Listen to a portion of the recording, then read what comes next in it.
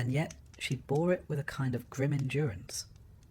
She became a guardian of thresholds, a warning carved into the very fabric of myth. Beware the power of gods, beware the peril of beauty, beware the fragile line between mortal and monster. The story of her curse also raises questions about Athena herself. The goddess is often portrayed as wise, rational, the protector of heroes. Yet here her actions appear harsh, even cruel. It reminds us that the gods of Greece were not paragons of morality. They were powerful, yes, but also capricious, flawed, and deeply human in their emotions. In punishing Medusa, Athena revealed the darker side of divine justice, a justice more concerned with symbolism than fairness. And yet, perhaps, that is precisely why these myths endured. They mirrored the contradictions of life itself. Justice was not always fair. The innocent often suffered. Beauty could be as perilous as ugliness. Power could both protect and destroy. Medusa's curse is not simply a tale of divine wrath. It is a meditation on the precariousness of existence. As Greek listeners heard the tale, perhaps they nodded in recognition. For who among them had not seen a neighbour punished unfairly? Who had not known the capriciousness of fortune, the way the sea could shift from calm to storm in the blink of an eye? Medusa's story, though wrapped in serpents and stone, spoke to a deeper truth. Life is rarely just, and survival often comes at the cost of transformation. And so, cursed and cast out, Medusa takes her place in the mythic landscape, not yet slain, not yet the severed head upon Athena's shield, but already transformed into something unforgettable. She is a reminder that even the gods, with all their wisdom and splendour, could be as unfair and as flawed as the mortals who worshipped them. The Temple of Athena is a curious stage upon which to place one of the most consequential episodes of Medusa's story. To the Greeks, temples were not simply stone buildings but living sanctuaries, places where the divine and the mortal brushed shoulders. A temple was the home of a god, and to step inside was to step onto sacred ground, heavy with the presence of the divine. It is within one such space that Medusa's fate took its most infamous turn. The myths tell us that Medusa, still mortal and still beautiful, served as a priestess of Athena. To serve in such a role was a profound honour. Priestesses were expected to remain chaste, their lives devoted to the goddess. One can imagine her tending to the rituals, perhaps arranging offerings of olive oil and garlands, perhaps weaving, as Athena herself was the patroness of the loom. Her life might have been one of quiet devotion, in stark contrast to the turmoil awaiting her. Enter Poseidon. Now Poseidon was not known for his restraint, as we have mentioned before. He was as unpredictable as the sea he governed, capable of calm one moment and tempestuous rage the next. To this day, sailors are wary of the sea's sudden shifts, and in the mythic imagination, Poseidon personified that volatility. He desired Medusa, and desire in mythology seldom ended well for mortals. Whether we interpret his actions as seduction or as assault, the outcome is the same. The sacred temple was defiled. For Athena, this was an outrage. Imagine, if you will, someone barging into your living room and turning it into the scene of a scandal. Multiply that feeling 1,000-fold, and you have some sense of the goddess's fury. Yet, in a twist that strikes modern ears as profoundly unjust, Athena did not turn her wrath upon Poseidon. He, after all, was her uncle, an Olympian of equal rank. To strike against him would risk divine conflict of a scale that might tear the heavens apart. Instead, she directed her anger toward Medusa. It is here that Medusa's story tilts fully into tragedy. The priestess, punished not for her own crime, but for being caught in the wrong place at the wrong time, became the vessel of Athena's vengeance. The goddess transformed her hair into serpents, her face into something dreadful, her very gaze into a weapon that froze men in stone. One imagines the horror of that first moment, her hair writhing, her reflection unbearable, her isolation instantaneous. Now, from one angle, this reads like cruelty of the highest order. Yet myths are often layered, and some later interpreters have seen in Athena's curse a kind of dark protection. No longer would Medusa be vulnerable to the predations of men. No longer could she be touched against her will. Her monstrous form made her untouchable, her gaze a shield as much as a weapon. Was Athena saving her priestess in the only way she knew how, or was she condemning her to solitude? The ancients do not say. To the Greeks, snakes carried rich symbolism. They slithered between life and death, vanishing underground in winter, reappearing in spring. They guarded sacred spaces and were associated with chthonic gods of the underworld. Serpents adorned the staff of Asclepius, god of healing, even as they inspired terror in daily life. To give Medusa a crown of snakes was to bind her irrevocably to this liminal world of death and rebirth. She was no longer simply mortal. She was something else entirely, perched on the threshold of the human and the monstrous. It is worth pausing to imagine the cultural power of this transformation. Greek audiences, hearing the tale, would have been struck by its drama. Here was a woman, once a priestess, now forced to live in exile. Her beauty, once admired, had been turned into its opposite. Where she had been adored, she was now feared. She had crossed an invisible boundary, from celebrated mortal to outcast creature. And yet, in that transformation lay power. For the first time, she was no longer at the mercy of gods or men. Athena herself, paradoxical though it seems, later came to wield Medusa's image. The goddess affixed the gorgoneon, the severed head of Medusa, to her aegis, her shield or cloak, to terrify her enemies.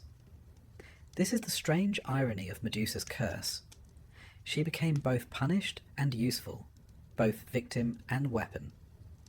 The Greeks had a habit of recycling their myths, and Medusa's fate illustrates how the line between curse and blessing was often blurred. Now, one might chuckle a little at the divine double standards. Poseidon causes the scandal, and Medusa receives the punishment. It is a familiar theme in Greek mythology. Gods behaving badly, mortals paying the price. Poor Actaeon glimpses Artemis bathing, and is promptly torn apart by his own hounds. Niobe boasts of her children, and Apollo and Artemis slaughter them to teach her humility. The pattern is clear. When the divine is offended, mortals suffer, whether guilty or not. Exile is a cruel companion. Once transformed into her serpent-crowned state, Medusa was driven from the world of men, condemned to the lonely wilderness at the edges of Greek imagination.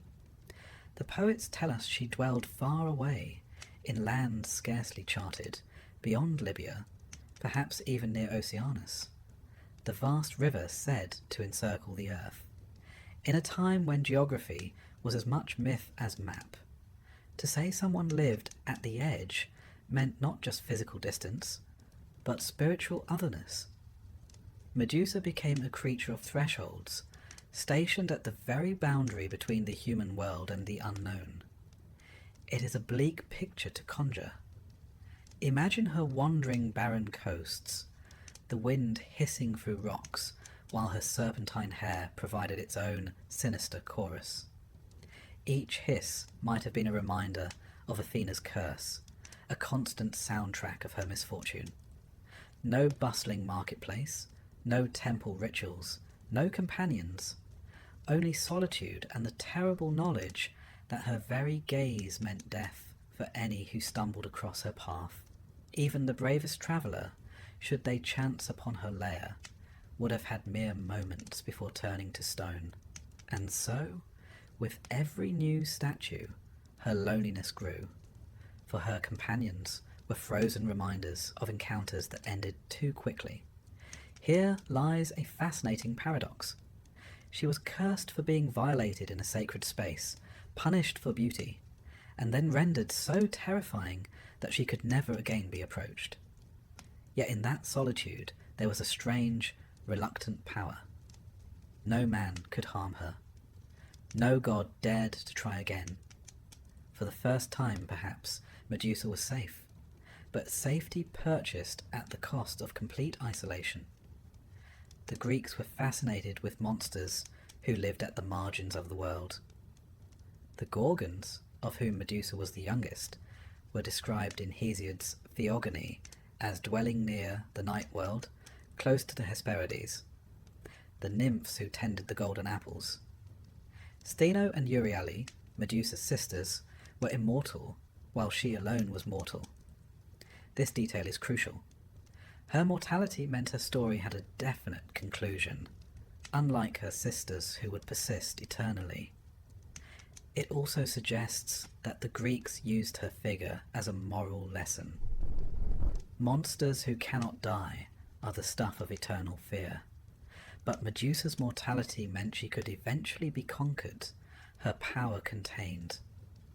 One might imagine her sisters as her only company in those barren lands.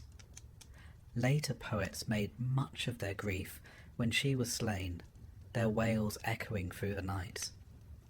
For now, though, it is uncertain whether they dwelled together or apart. Some accounts suggest a tight-knit trio, bound in sisterhood against the world. Others portray Medusa as solitary, her curse too heavy even for her kin to share. In either telling, hers was a life that could not return to what it had been. Let us turn for a moment to the Greek view of monsters more broadly. To them, monstrosity often marked boundaries between life and death, between the civilized and the wild, between Greece and the barbarian lands beyond. Medusa embodied all three. She was alive, yes, but with the death gaze that instantly ended others. She dwelled outside the Greek world, in places uncharted, and she was both human and not human, familiar yet profoundly alien. In this sense, she symbolized everything uncertain, everything uncontrollable. Her serpentine crown only deepens the symbolism.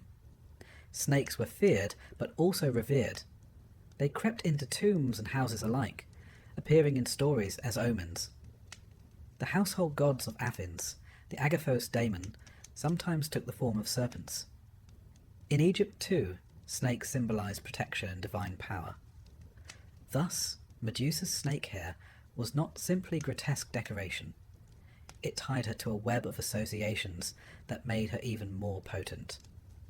She was dreadful, but also sacred. Dangerous, but also protective. This may explain why her image appeared so widely in art. From the 6th century BCE onwards, the Gorgoneon, the stylized head of Medusa, was carved into temples, shields, breastplates, and even drinking cups. It was apotropaic, meaning it was used to ward off evil. Rather amusing, really. While the myth says Medusa herself was shunned and feared, her likeness was everywhere, pressed into service as a sort of supernatural burglar alarm. Imagine being so terrifying that people put your face on their door knockers for safety. An honour of sorts, though I suspect Medusa herself would have been less than flattered. Still, life in exile would have been slow, each day marked by the monotony of survival. The Greeks rarely described what Medusa did in her solitude, but one can imagine her haunting rocky caves, watching the horizon, waiting for the occasional unfortunate sailor or wandering hero to stumble her way. Each encounter must have ended the same. Another figure, frozen mid-motion. A grim statue to add to her growing collection. Did she grow used to it, or did it torment her?